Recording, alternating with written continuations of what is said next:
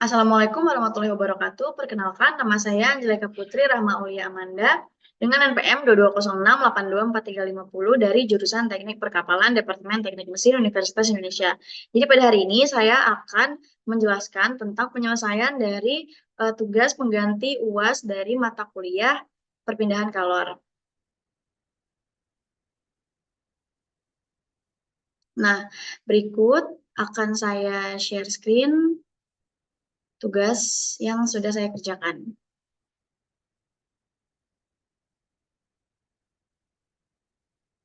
Nah, jadi ini merupakan tugas untuk mengganti UAS dari mata kuliah heat transfer.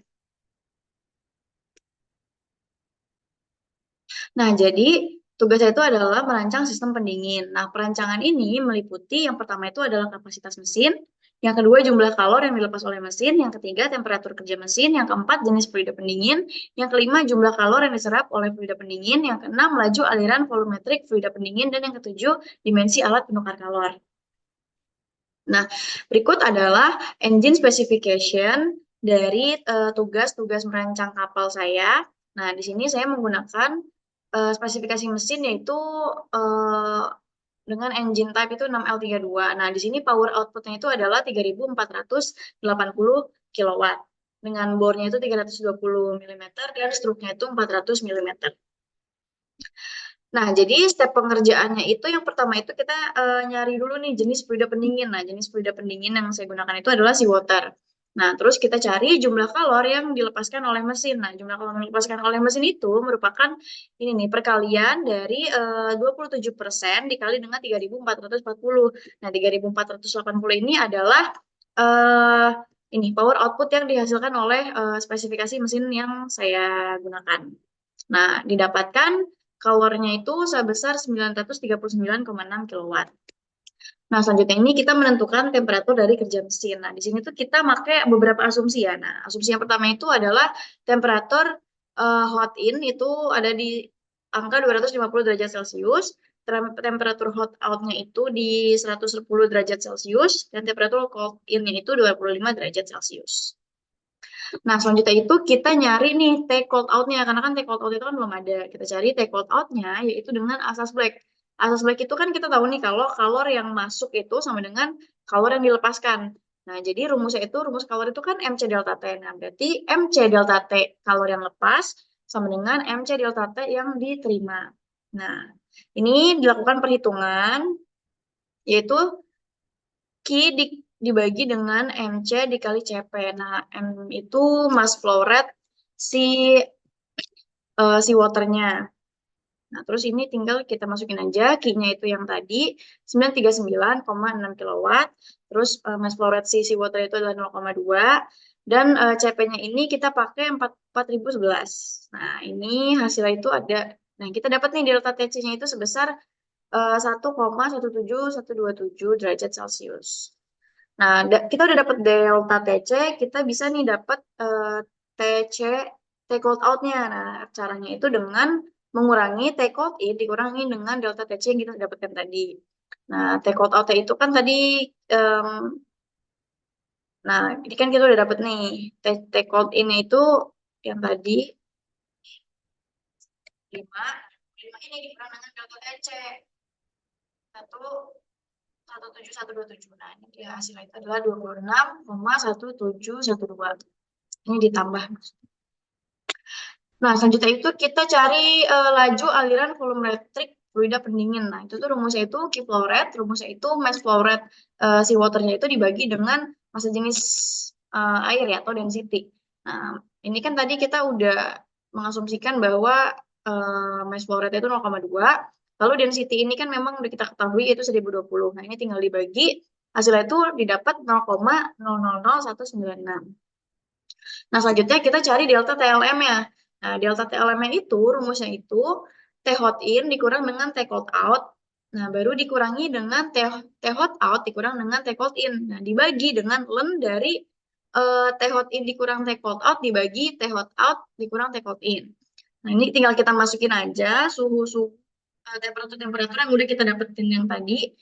Nah, kalau udah dimasukin 250 dikurang 26,17 dikurang nih dengan 110 dikurang 25 dibagi dengan ln ini dibagi ini kita dapat hasilnya itu 143,3840518. Nah, selanjutnya ini kita menghitung HI. Nah, jadi untuk mengetahui HI ini kita itu perlu nih tahu RED dan NUD-nya. Nah, itu kita udah pakai nih DI-nya itu kita udah diketahui kan 0,42, DO-nya itu 0,6. Nah, DH-nya ini tinggal DO dikurang DI yaitu 0,18, mass flow rate seawater-nya itu 0,2, mu-nya 0,000765, P-nya itu 3,14, PR itu 4,85.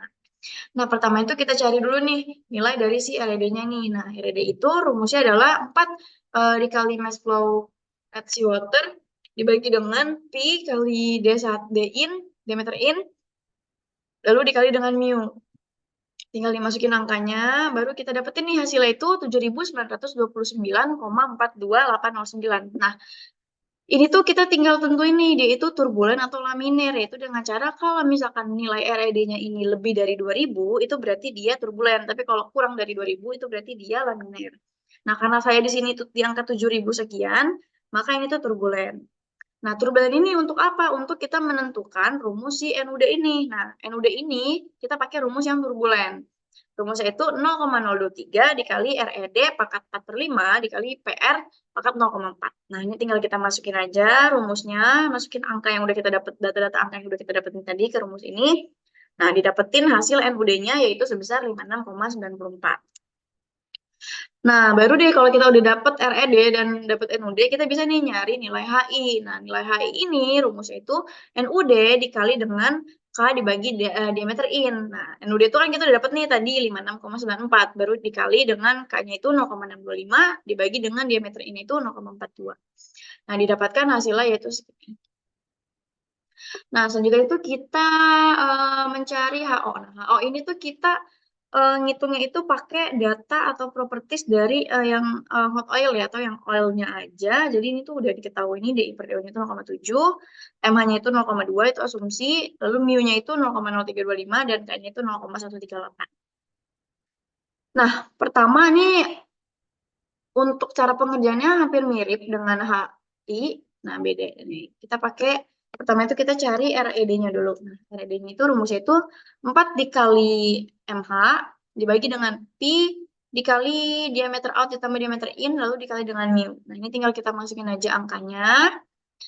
Nah, didapetin hasil 76,923. Nah, 76,923 ini kan laminar ya, bisa kita tentuin jenisnya itu dia laminar. Jadi kita bisa nih, wah, nyari nilai NUI. Nah, cuman ini kan kita nggak bisa dapat nilai ininya ya, nilai HO-nya, H0-nya, karena ini kan DI per DO-nya itu 0,7, sedangkan NUI-nya untuk DI per D0-nya itu di 0,7 itu nggak ada. Jadi kita pakai rumus interpolasi, yaitu X dikurang X1 per X2 dikurang X1 sama dengan Y min Y1 per Y2 min Y1. Nah, itu didapetin Y-nya itu di angka 5,01.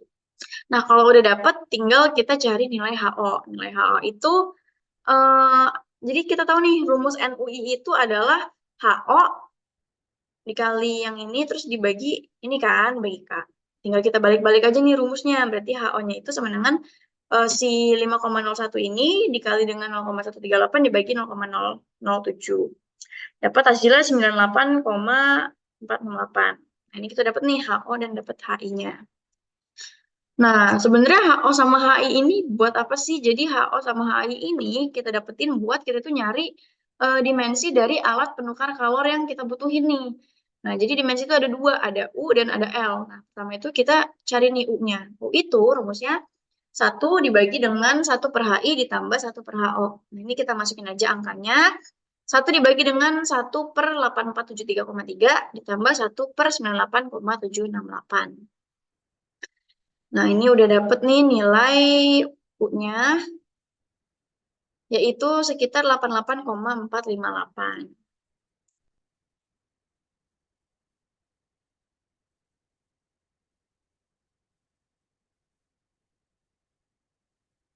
Nah, selanjutnya itu kita tinggal mencari nilai L-nya. Nah, nilai L-nya ini Ini sepertinya tampaknya agak berubah. Nah, tinggal kita cari nilai L-nya. Nah, nilai L-nya itu adalah Q dibagi dengan U kali Pi kali diameter in dikali delta T LM yang udah kita dapetin tadi. Nah, jadi Q-nya itu adalah 939,6 lalu dibagi dengan 88,458 dikali Pi-nya itu 3,14 baru dikali diameter in itu 0,042 dikali dengan delta T LM itu 143,38. Nah, yaitu 939,6 dibagi dengan 1672,65. Hasilnya itu adalah 0,5617. Jadi kita bisa dapat dimensinya itu untuk U-nya itu adalah 88,458 dan untuk L-nya adalah 0,5617.